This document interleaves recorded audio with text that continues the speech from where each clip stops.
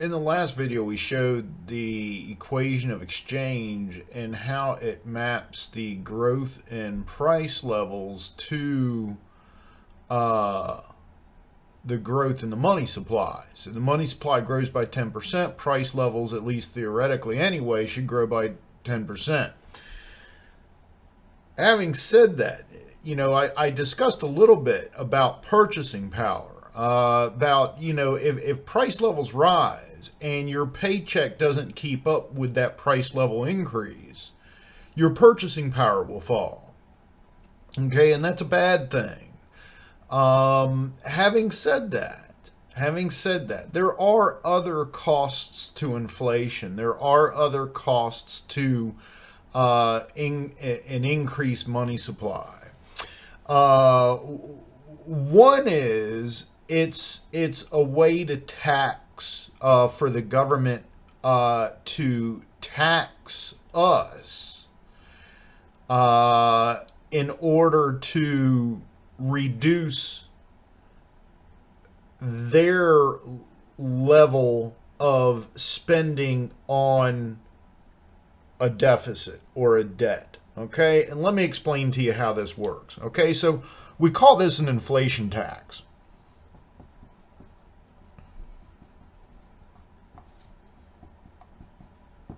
And let's think about it this way. Assume that you have you have a car loan, okay, and that car loan payment is $500 a month, okay. Well, the thing is, it's always $500 a month. Now, let's assume, and I know this is unrealistic. If your car payment's $500 a month, you probably make more, but let's just make it easy. Let's assume that you make $1,000 a month. Okay, so this is car payment, and this is income. Okay, and your income is $1,000 per month. Okay, so let's think about this for a second. Your car payment is fixed; it will never change, right? So how much of your income is your car payment? Well, obviously it's 50% of your income, right? Okay. But now let's assume there's some inflation. Let's assume the federal government increases, or the Federal Reserve increases the money supply, which increases the money supply, which increases price levels. It causes inflation, okay? And let's assume your income level increases with the rate of inflation. And let's just say 2 years from now, this is a huge amount of inflation, but let's just, to make it easy again, let's just say, a year from now or something, you're making $1,500 per month. Okay, due to inflation has moved your income up by $500. Okay, now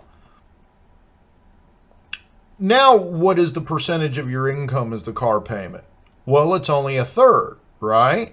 Okay, so your purchasing power hasn't necessarily changed, but as a proportion of your income level, your car payment's actually fallen. Okay, now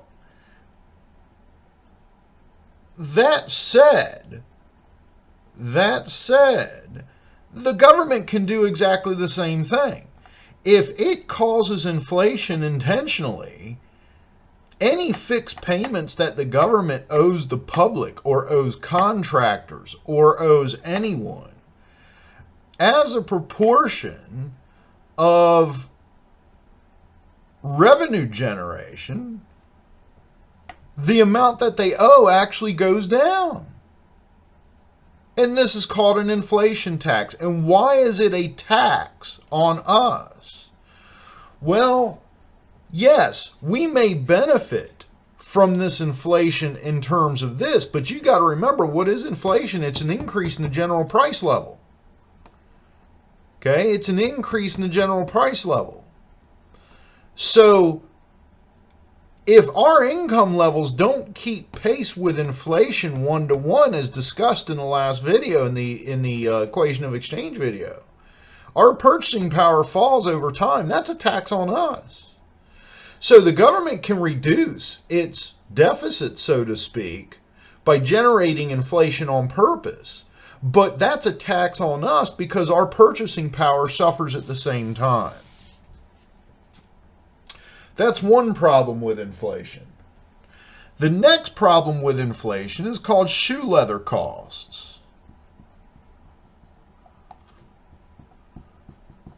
And what are shoe leather costs? It's simply an increase in transactions costs.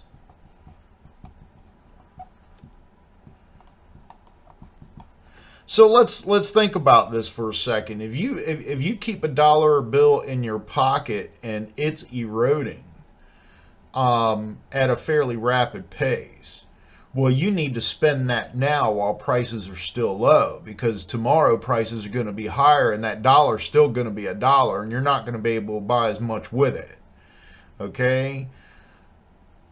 So you essentially, with high rates of inflation especially, you essentially are going to have to make transactions on a daily basis. Furthermore, you're going to have to continuously shift your money around from interest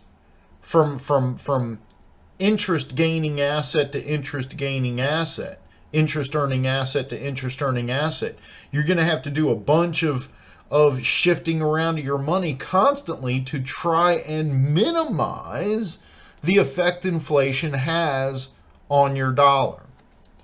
That's called shoe leather costs, simply an increase in transactions costs.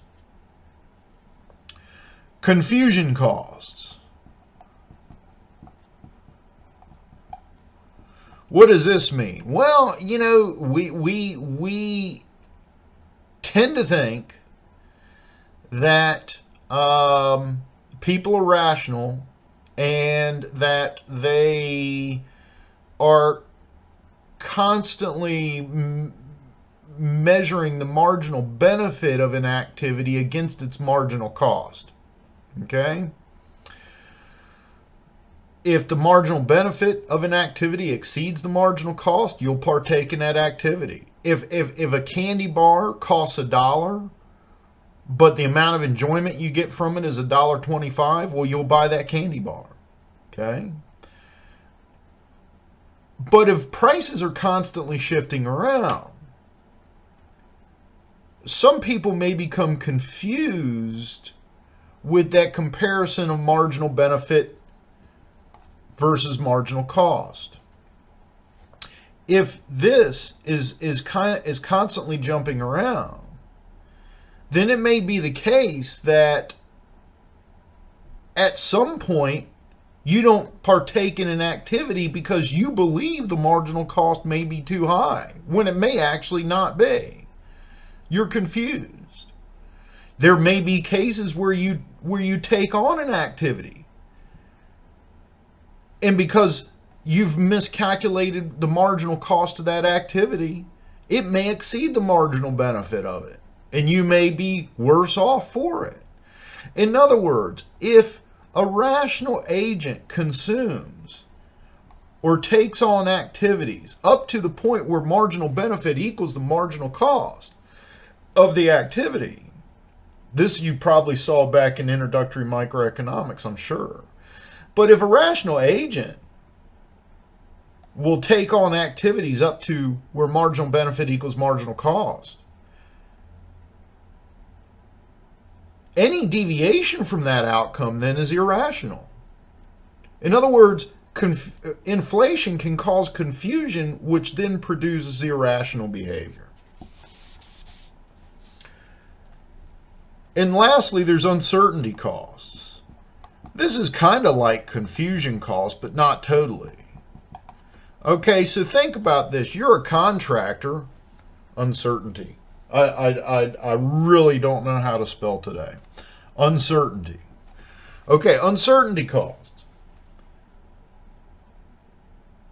You're a contractor. You have to put in a bid on a bridge project. It's going to take 3 years to build. Prices are constantly inflating and jumping around. They're doing so at a non-constant rate.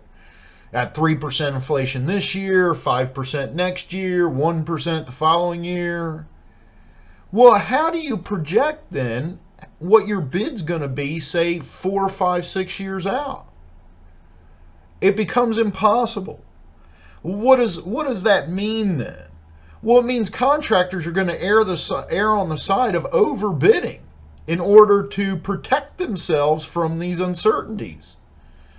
Well, overbidding, then if all the contractors overbid, then it's likely that the county or federal government or state or whoever took in those bids and ultimately hired the contractor to build the bridge is probably paying too much for the cost of that bridge. So these uncertainty costs, inflation causes uncertainty, and uncertainty then gets built in as a risk premium into contracts and bids and so forth. In other words, we ultimately overpay for things that we shouldn't be overpaying for if there wasn't this inflation and uncertainty. So these are other ramifications of inflation that have to be taken into account when the Fed increases the money supply in order to spur economic activity.